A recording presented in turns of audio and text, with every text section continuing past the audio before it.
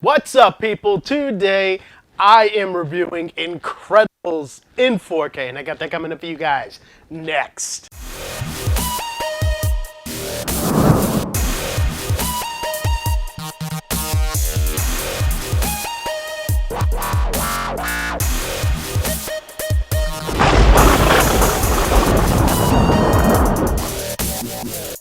So with the release of Pixar's Incredibles 2, the first Incredibles just came out in 4K, and I have the review for you guys right here. Starting with the movie itself, this movie is one of my favorite animated movies of all time, now that I am a grown-up.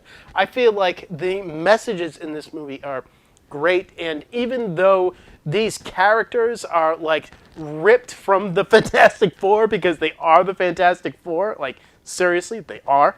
I feel like this is actually the best Fantastic Four movie that you will ever see, just because when I think of the Fantastic Four in my mind, this is how they would act. And really, if you try to update the humor of the Fantastic Four films, this is the kind of humor that you would kind of see. I feel like this is a very funny movie, but at the same time, a very relatable movie that I really dig the characters and the voice acting in this movie. Craig T. Nelson specifically, and Sam Jackson. I like Sam Jackson too.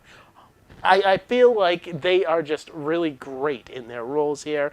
And for that, I do have to give The Incredibles a 9 out of 10. So getting into why everybody is here, let's talk about the video quality on the 4K disc. I'm not even going to be talking about the Blu-ray just because that thing is old, and this is a new transfer for this 4K disc.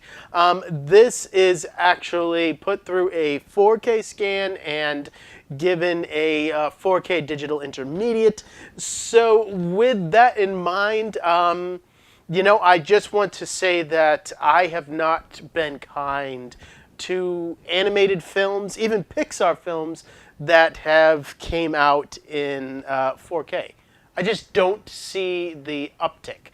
And with this movie, I see more of an uptick, but still that usual boost and oomph, it's not there in every scene. You will have certain scenes with a great amount of detail, specifically Craig T. Nelson's character, his hair, and a lot of the suits that they wear towards the end of the movie. I feel like a lot of that is very well integrated into this. Now, when you're talking about the HDR, I will say that it gets better towards the end of the film, because at the beginning of the film you don't notice a wider color spectrum, but as soon as they get to the island that the end climax is going to be at until they come back to New York, I feel like at the point where they get into the island, you get to see a lot more of a wider color spectrum, and it definitely shines when it's on that island. But until you get there, I don't feel like you will see that much of a difference with this HDR. And for that, I feel like this is a solid uptick that lacks that real boost that some other 4K presentations that are live action have. And for that, I do have to give it an 8 out of 10. And talking about the audio of The Incredibles, this was actually given a Dolby Atmos treatment, and this is really, really interesting because of the fact that I am on record by saying that Disney, they don't make the greatest audio tracks. They just don't. They are lacking in punch and oomph, and they feel very muffled at times.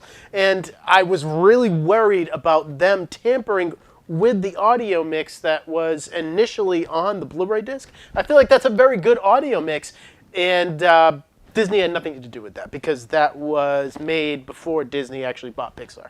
But I definitely feared that there would be the Disney audio stamp here, but there isn't. And that is really, really cool. You have a wide field of sound here that packs one hell of a punch when it needs to during action scenes, and a lot of the height speakers are relegated to the score and some of the action towards the end of the film, but I definitely did notice them, and I feel like this is a really good audio mix for an animated film, and the only reason that I can come up with the fact that this is so good when other Disney films audio tracks aren't as good is that this core audio track was created before Disney bought Pixar, and so they really just took that track and enhanced it and didn't toy with it as much, and that it can be a good thing like it is here. And for that, I do have to give this another 9 out of 10. As for the digital copy that comes with this release, this is a Movies Anywhere digital copy, which pretty much means that you can access this any way you want, with the exception that the 4K version is accessible through Vudu, like usual. And getting into the special features, because there are a hell of a lot of special features here. Unfortunately, they are on the Blu-ray version and on the second special feature Blu-ray disc. None of them are on the 4K disc, but you get a whole lot here.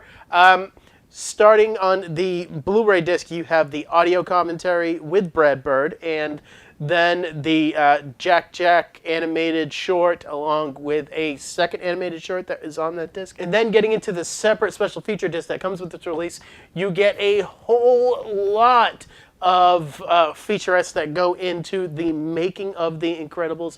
Anything that you would want to know are in those featurettes. They are all in the same lump sum, and really it adds up to about 40 minutes. And then you got a short featurette that goes into the promotional material that they use for The Incredibles, and along with deleted scenes, there is quite a bit here, and unfortunately none of it is on the 4K disc, but still this would get a 7 out of 10. As for my last looks and my overall thoughts of The Incredibles, I love the characters in this movie, even though they are Fantastic Four ripoffs.